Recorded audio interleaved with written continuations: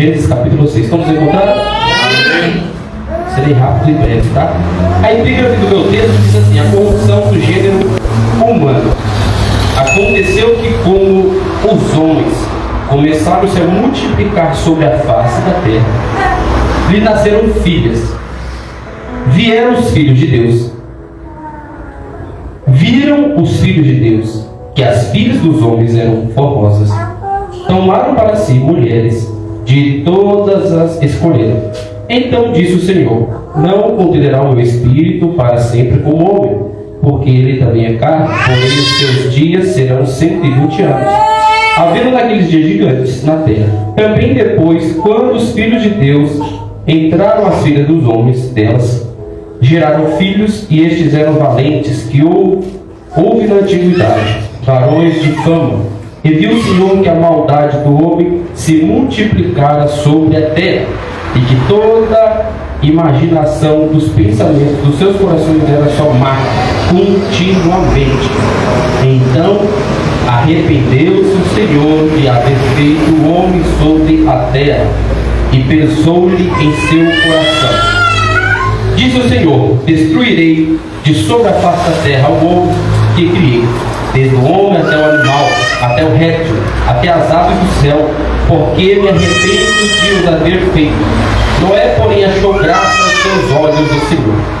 Estas são as gerações de Noé. Noé era varão justo, reto em suas gerações. Noé andava com Deus. E gerou Noé 3 filhos: Sem, Cã e Jefé. A terra, porém, estava corrompida diante da face de Deus, e encheu-se a terra de violência. E viu Deus a terra, eis que estava corrompida, porque toda a carne havia corrompido o seu caminho sobre a terra. Os irmãos podem tomar seu assento. Pode glorificar o Senhor, porque toda a honra e toda a glória é do Senhor Jesus. Gênesis capítulo de número 6. A narrativa do texto nos mostra um momento crucial aonde Deus olha para a terra e define o seu destino. Um momento onde a raça humana não mais coabitava com o Espírito de Deus, porque no capítulo 1 a gente observa que o Espírito de Deus pairava sobre a face das águas, o Espírito de Deus movia-se sobre a face das águas, o Espírito de Deus estava sobre a terra. Mas aqui no capítulo 6 Deus já disse: o meu Espírito não contenderá com o homem, porque o ser humano tinha perdido a imagem de Deus, a semelhança de Deus. Aonde? Lá no Éden, quando Deus cria o homem, ele diz assim: façamos o homem conforme a nossa imagem e semelhança. E o homem tinha imagem e semelhança de Deus. Qual era? A imagem não corrompida, uma imagem limpa, sadia. E Deus deixou para o homem tudo ali no jardim. Podia viver amplamente, desfrutar daquele lugar. E falou: mas essa árvore aqui do conhecimento do bem e do mal, tu não tocas. Aleluia. O homem foi e tocou. E a gente vê que não é mais a imagem de Deus, né? A serpente o corrompeu. A serpente disse: se comer do fruto, certamente será como ele.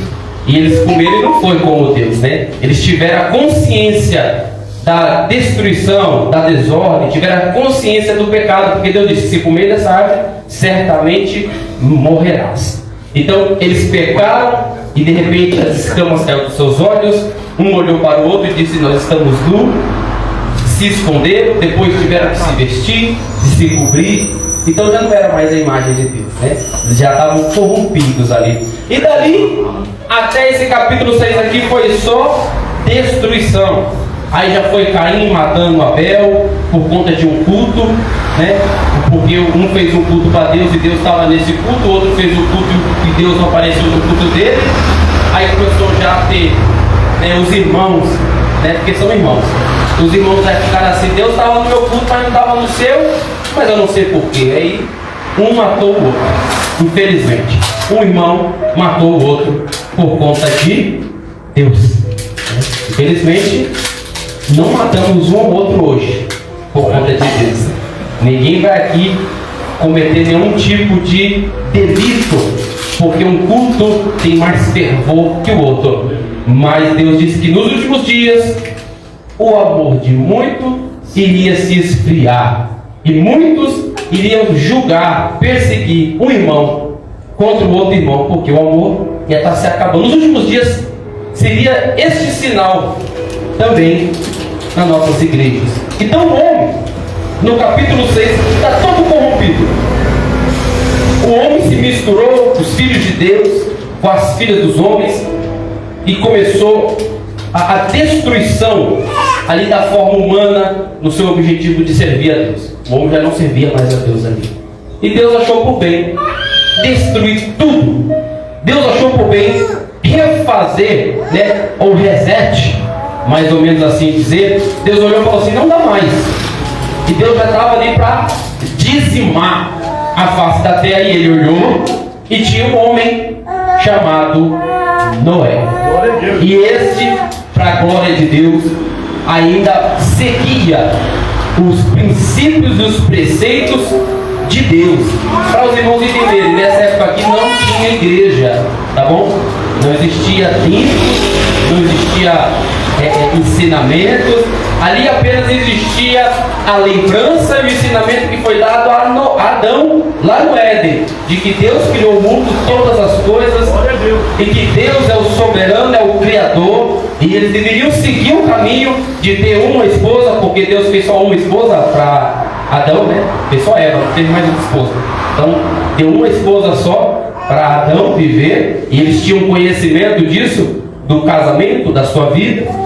Isso foi passando de geração em geração até Noé, porque Noé é a descendência de Sete, porque Abel faleceu por conta de Caim, mas a linhagem de Adão continuou com Sete até Noé. Não vou dizer todos descendências aqui, diluviano, mas Noé ainda servia a Deus em suas gerações. Vai estar no capítulo 9.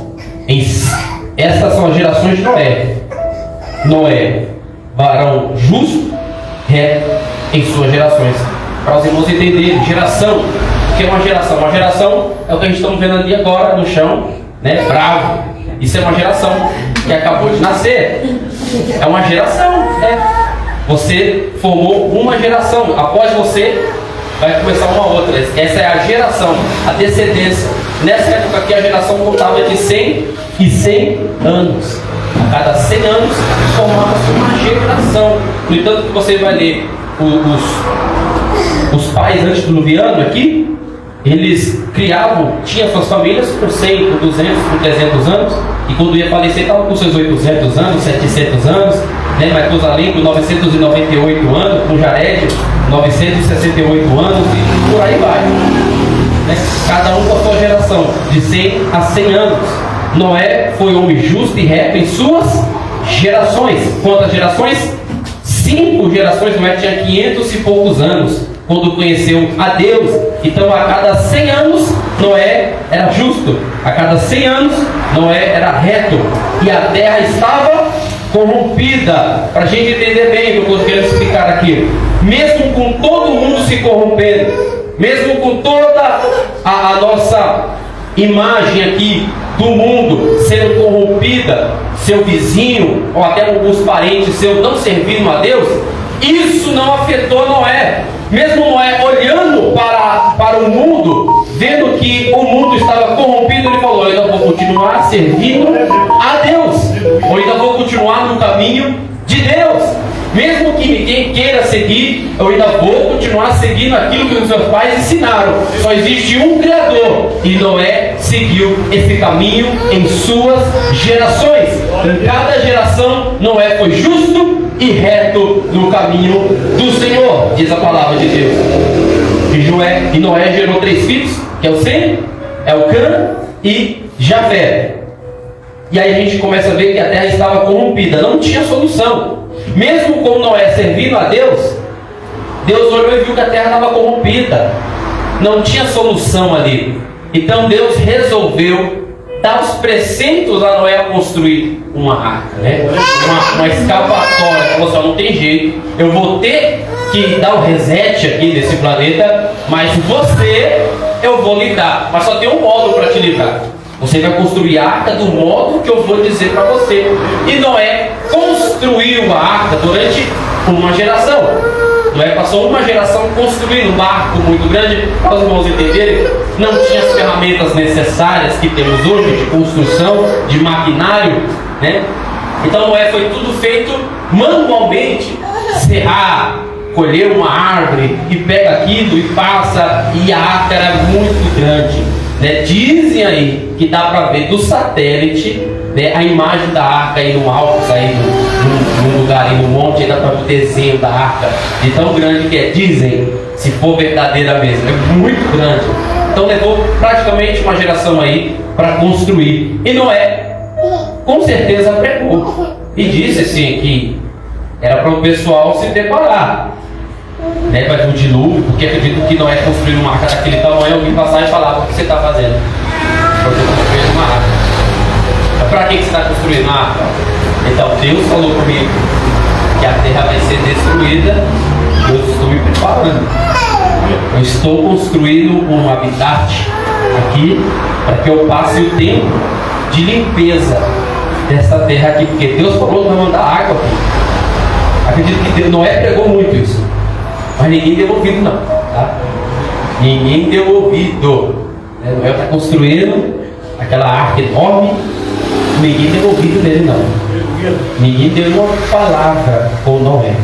Aí no capítulo de número 7, se vocês quiserem acompanhar, capítulo 7, versículo 15, vai dizer assim: e de toda a carne em que havia espírito de vida, entraram de 2 em 2 para Noé na arca.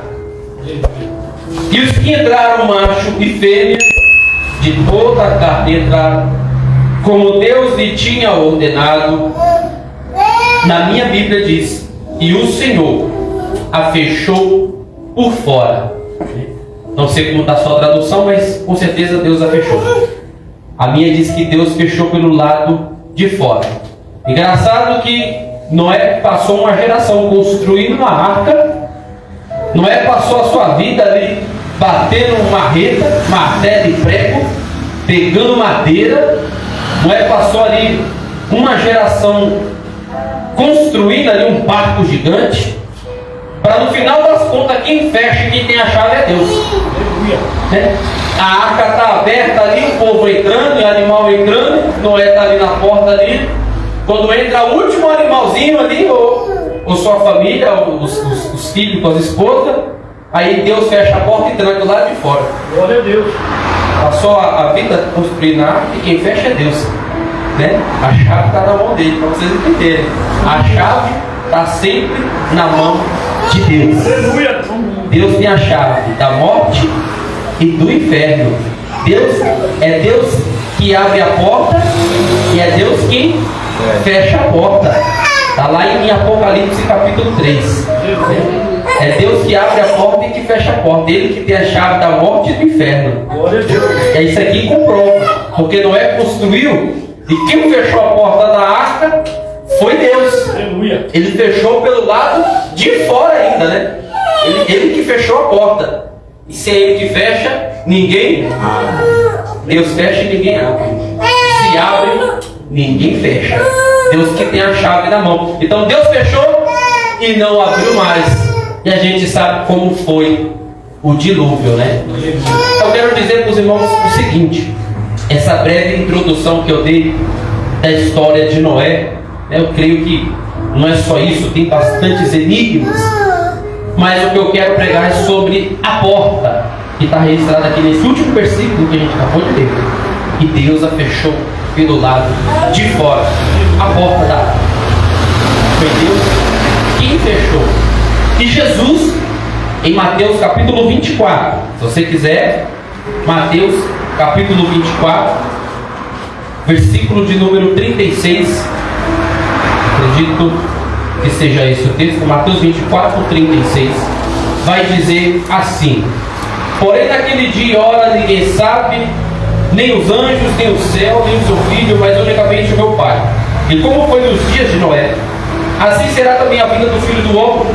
Porquanto assim como nos dias anteriores do dilúvio, comiam, bebiam, casavam e estavam sem casamento, até o dia em que Noé entrou na arca, até o dia que a arca foi terminada, até o momento que o habitat foi construído, né? Deus ele não mandou o dilúvio antes ou no meio da construção, o tempo estava correto. Deus olhou e falou: no dia que ele terminar a construção, no dia que a arca estiver pronta, eu vou lá e fecho a porta. Então, até o dia que Noé entrou na arca, então, e não o perceberam, até que veio o dilúvio. Ninguém percebeu. Não sei o que eles estavam fazendo, mas ninguém percebeu. E o dilúvio veio. E levou a um só. E levou a todos. Levou a todos. Assim será também a vinda do Filho do Homem. Estando dois no campo, será levado um e deixado o outro. Estando duas moendo no moinho, será levado um e deixado a outro. Vigiai, pois, porque não sabeis a hora que há de vir o vosso Senhor. Mas considerai isto: se o pai de família soubesse a que vigília da noite haveria de vir o ladrão, vigiaria e não deixaria que fosse arrombada a sua casa. Então, Jesus ministrou aquela passagem de Noé, o momento em que Deus fala com Noé para construir, né, a sua habitação, o seu escape daquele dilúvio, da mão de Deus, na verdade, né, do juízo, porque ali é o juízo de Deus. Deus deu um juízo naquele momento. Teve um outro juízo de Deus registrado em Gênesis também, quando os anjos tiram Ló da sua cidade chamada Sodoma e Gomorra. Deus derrama um juízo sobre a cidade também, cai fogo do céu com enxofre, né? Deus dá o seu juízo, e vai vir mais um juízo. E o juízo de Deus, como foi com Noé, como foi com Ló, será com a igreja. Jesus ele pregou e falou assim, no último versículo aqui: por isso estáis vós apercebidos. Não fica despercebido, irmão. Não fica pensando que está tudo bom, que você vai semana que vem assistir a Champions League e está tudo maravilhoso porque o Cristiano Ronaldo não está mais lá e o seu time pode vencer. Não pensa nisso não. Não pensa que o campeonato brasileiro vai melhorar porque o ano que vem o seu time vai estar melhor. Não pensa nisso não. Pensa no seguinte: o mundo pode estar andando, pode estar todo mundo fazendo o que quiser, como foi dito aqui, casando, comemorando, festejando, soltando fogos. Ninguém está pensando em Deus. Ninguém quer saber de Deus. Ninguém lembra de Deus. Aí, como foi dito aqui, foi pego desapercebido, o dilúvio veio, ninguém estava esperando, ninguém sabia. Foi pregado. Noé estava construindo um barco gigante, irmão. Se eu estava lá, se eu estivesse lá, eu ia ficar muito preocupado, falar assim: esse camarada aqui não está louco não. Está ele, os filhos dele, a família toda está construindo. Esse negócio aqui não deve ser brincadeira não. Eu vou pelo menos fazer uma jangada. Mesmo que ninguém me ajude, eu vou fazer alguma coisa, mas eu não vou ficar parado não. Pelo menos eu vou ter um escape ali. Ou se não, falo como é, deixa eu fazer um cantinho para mim também aí, dá um jeito, né? Mas em toda sombra de dúvida, eu também vou me preparar. Eu também vou ficar atento, porque lá é que acontece mesmo, esse camarada tá certo, e eu vou ser percebido, não vou. Eu, se eu olhasse aquele barco ali daquele tamanho, eu falasse assim: não, não é brincadeira, o cara conseguir um negócio desse, não pode ser brincadeira. Ninguém quis saber. Ninguém deu ouvido. E Jesus pregou e continua pregando há 2000 anos. Ele diz: esteja preparado, porque este mundo jaz do maligno. E as pessoas continuam vivendo as suas vidas, curtindo a sua vida, fazendo o que quer da sua vida, sem pensar em Deus, sem pensar no Senhor, sem lembrar de suas palavras, porque isso aqui é palavra de vida para nós. E Jesus ele disse o quê? Que viria nos buscar. Glória a Deus. Jesus deixou uma promessa para a igreja que iria nos levar, que que iria arrebatar a igreja, que seria tirada desta terra, porque essa terra iria sofrer um juízo. Da mesma forma que sofreu como Sodoma e Gomorra, da mesma forma que sofreu na época de Noé, esta terra também vai sofrer um juízo. Lá em Apocalipse vai dizer que Deus vai derramar as suas 7 taças da ira de Deus. Deus vai derramar a sua ira sobre esta terra aqui. Porque os irmãos têm que saber, não está bom para nós não. O negócio não está bom não. A gente pensa que está mais ou menos, mas não está. As coisas aí fora, cada dia está pior. Cada dia está pior, irmãos. Esta terra aqui vai chegar um momento que nós que servimos a Deus, você que tem um princípio de cristão, você que preceda a união da família, do casamento, da constituição da família, você que conhece a Jesus, aí fora tem leis, vai ter leis obrigando você a esquecer disso, abandonar o que te ensinou, abandonar Cristo, abandonar Jesus, porque a palavra vai dizer que vai chegar dias que a igreja será perseguida, que a igreja será caçada, que a gente vai ser obrigado a abandonar Jesus, mas com o Espírito Santo de Deus, a igreja ficará firme, a igreja continuará servindo a Deus, e a gente acredita que Jesus já foi preparar lugar, como foi dito em João 14. Ele disse que foi nos preparar lugar. A gente não pode ficar desapercebido. Jesus está alertando, e a gente fica assim, mas se eu não for, eu vou depois, né? Se eu não for no arrebatamento, tem gente que fala que você vai na segunda viagem, né? Se na segunda remessa, quando você não entra no ônibus, você fala assim, eu pego o próximo. Mais ou menos assim, né? Se eu não for nesse, eu vou no outro, né? Se você não subir no arrebatamento, você vai de outra forma. Tem ensinamentos que falam isso. Se você não for no arrebatamento, nem que você dê seu sangue, mas você entra lá. Mas, irmãos, eu vou dizer uma coisa aqui. Noé construiu, né, o barco, né? Quem fechou? Deus. Foi Deus. Que lado que Deus fechou? Ou de fora? Lado de fora, não foi? E quem estava cachado? É Deus. Deus fechou a arca. Quer ver? Mateus 25. Lê comigo. Mateus 25.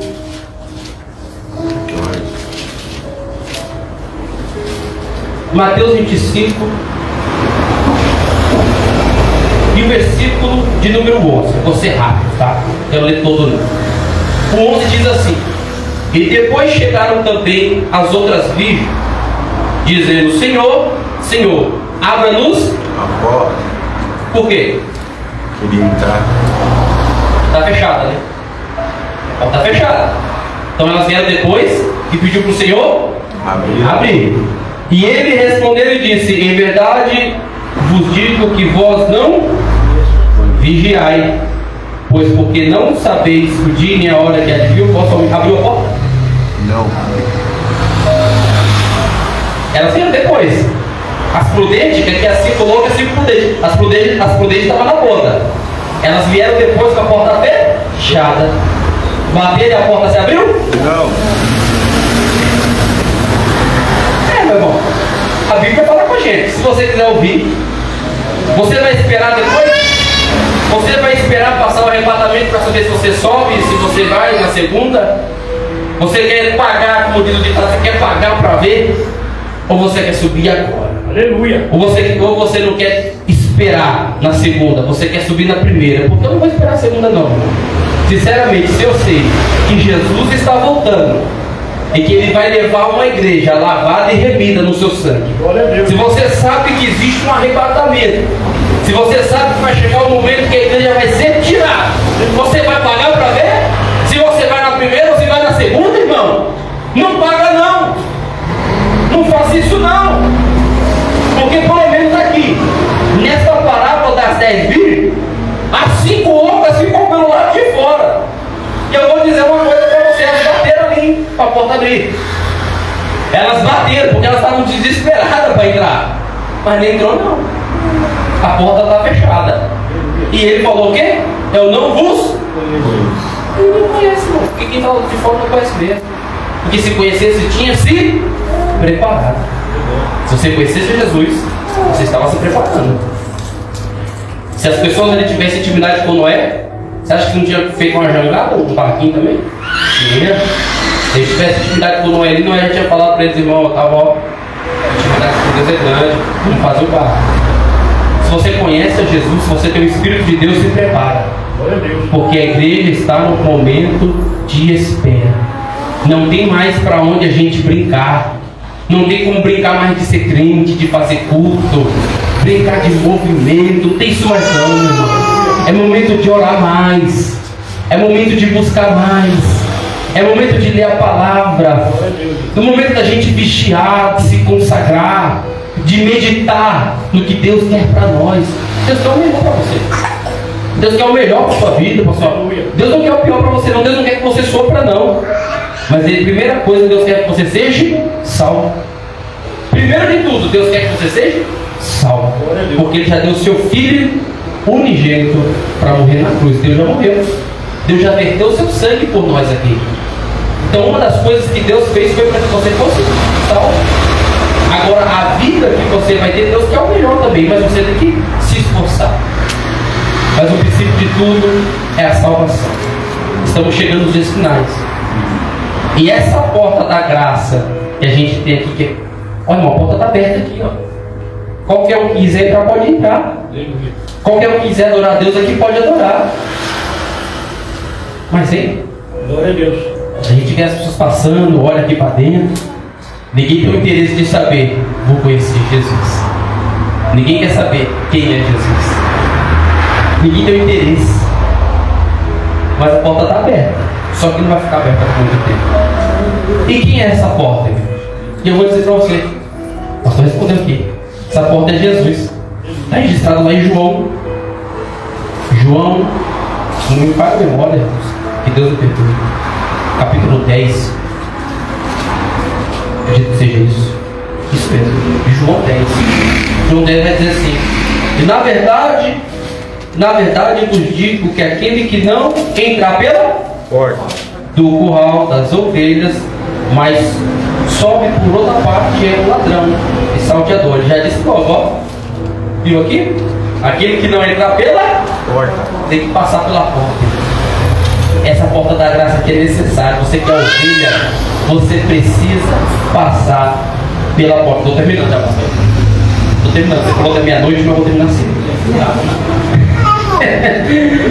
10, né? Primeiro até a meia-noite 10, tá bom? Mas eu vou terminar. Então você precisa passar pela porta. Tem que passar, irmão. Se você é ovelha, você tem que passar pela porta. Você não pode pular. Eu pulei muita porta para fora. Pulei muita porta para ali, ó. Deus me deu muita graça. Aleluia. Deus me salvou, mas eu pulei muita porta. E não é certo, né? Deus está dizendo aqui, ó. Na verdade, vos digo, João 10, se quiser acompanhar. Aquele que não entrar pela porta no curral das ovelhas, mas sobe por outra parte, é ladrão salteador. Não tem outro caminho. Está dizendo o que aqui? Não tem outro caminho para você fazer. Tem uma porta que você precisa passar.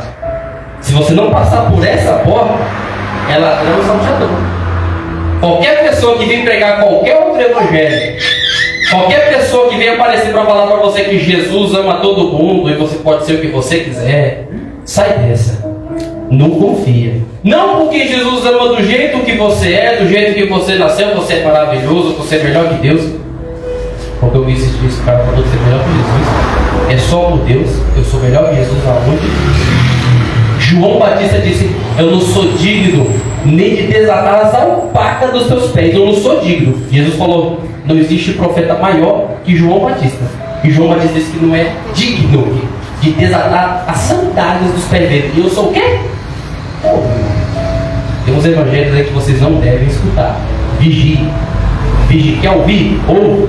Mas é que nem o irmão falou: você tem que levar 2 sacos para o culto. Um bom e um furado. Aquilo que você vê que não presta, joga no furado, esquece aquilo ali. Pega só o que é bom. Então ninguém é melhor que Jesus aqui não. Esquece esse evangelho aí. Você pode ser o que você quiser. partir do momento que você levanta a mão para Deus e entrega a sua vida, você é um servo dele. E o que o servo faz? Obedece. Na escola você aprende o A, B, C. Não. E na igreja você aprende o A, B. Não, você aprende o obedecer. Então aqui você aprende a obedecer às leis de Deus.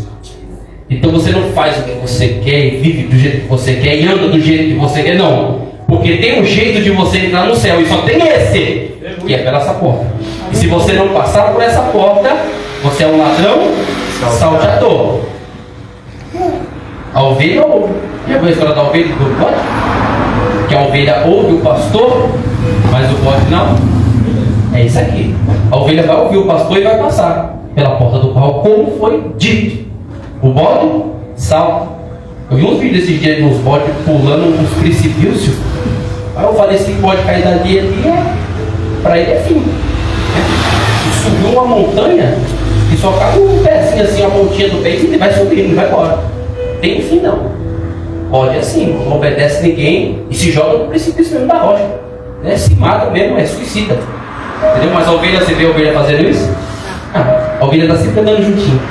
Está sempre preocupado, está sempre indo para o rabo, está sempre indo no passo bom, o pastor está sempre cuidando, né? Pode não. Então tem que passar pela porta. Aquele, porém, que entrar pela porta, aquele, porém, que entra pela porta é o pastor das ovelhas. A este o porteiro abre e as ovelhas ouvem a sua e chama pelo seu e as suas ovelhas os traz para fora. E quando tira para fora as suas ovelhas, vai diante delas e ouve e a segue, porque conhece a sua. Nós conhecemos a voz de Deus. As ovelhas ouvem a voz de Deus. As ovelhas de Cristo ouvem e sabem o que é o caminho, a verdade. Mas de modo nenhum seguirão o estranho, antes fugirão dele, porque não conhecem a voz do estranho. Jesus disse essas parábolas, mas eles não entenderam. Tornou, pois, Jesus dizer: em verdade vos digo que eu sou a porta das ovelhas. Entendeu agora a porta? Jesus disse: em verdade vos digo que eu sou a porta das ovelhas. Todos quanto vierem antes de mim são ladrões e salteadores, mas as ovelhas não ouviram. Eu sou a porta. Ele afirmando: eu sou a porta. Se alguém entrar por mim, salvar-se-á. Entendeu agora? Amém. Ele é a porta. Entrará e sairá e achará pastagem.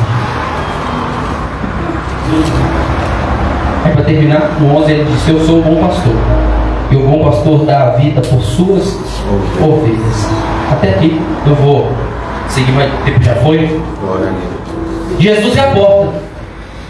Como eu já disse, vou dizer novamente, lá em Apocalipse diz que ele tem a chave, é ele que abre e ninguém fecha, e ele que fecha e ninguém abre. Jesus é a porta da nossa salvação, irmão. A gente tem que passar por ele. Você precisa conhecer Jesus. Nós precisamos conhecer Jesus. Jesus é a nossa porta da salvação. Jesus é a porta da graça. E essa porta um dia vai se fechar. E no dia que fechar, como eu li aqui, não estou dizendo de mim, mas o texto disse, em Mateus 25, que bateram na porta, mas Jesus disse: eu não vos conheço. Então que a gente venha entrar pela porta agora. Não espere a porta fechar. Não espere as coisas acontecer. Não espere a sua vida chegar num poço, num buraco. Não espere tudo dar errado para você procurar Jesus. Procure ele agora. Enquanto você ainda tem tempo. Enquanto ainda não vê o juízo de Deus, procura a Cristo, que é a porta da graça, a porta da salvação. E Ele te dá a oportunidade de hoje de entrar por essa porta e receber essa bênção. Em nome de Jesus, e que a igreja, com a permissão aqui dos pastores, se colocar de pé. Vou fazer só uma oração para nós terminarmos aqui o culto, em nome de Jesus. Você ainda que não teve uma intimidade com Deus, com Cristo, você ainda que não conheceu Jesus na sua intimidade, você pode conhecer agora. Eu vou fazer uma oração. E fale com Ele agora e diz que você quer passar por essa porta, você quer ter intimidade com Ele sim. que você não vai esperar a segunda viagem não, que você quer ir na primeira. E quando ele vier, você não vai deixar passar não, você vai subir junto com a igreja. Quem vai orar comigo aqui nesta noite? Aleluia. Bendito Deus e eterno Salvador Jesus. Obrigado, Pai. Mais uma vez o Senhor tem falado comigo, tem falado com a sua igreja, tem falado conosco nesta noite. Senhor, guarde essas vidas, guarde cada um de nós aqui, Senhor. Os dias são maus, os dias são difíceis. O mundo jaz do maligno, não pertencemos mais a ele. Nós que somos de Cristo, não mais coabitamos com este mundo, não somos amigos do mundo, porque a sua palavra diz: aquele que é amigo do mundo é inimigo de Deus. Mas que o Senhor venha nos guardar, nos proteger, seja nosso escudo, nosso baluarte, seja nossa proteção, Senhor. Nos guarde debaixo das tuas asas, seja nosso escudo broquel. Prepara uma mesa perante nós, a presença dos nossos inimigos. Unge a nossa cabeça com óleo, nosso cálice transborda.